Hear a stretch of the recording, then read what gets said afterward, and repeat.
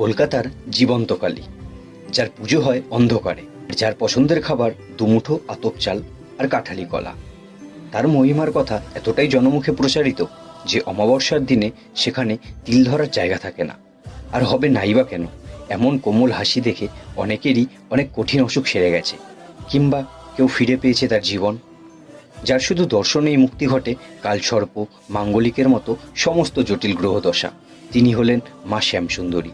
আর মা যেহেতু এখানে ছোট্ট 5 বছরের মেয়ে রূপে পূজিত হন, তাই ভক্তরা তাকে ভালোবেসে চকলেট, বিস্কিট এই সমস্ত দিয়ে থাকে। কথিত আছে এই অন্ধকারে আরতির সময় অনেক ভক্তগণই নাকি তার উপস্থিতি টের পেয়ে থাকে।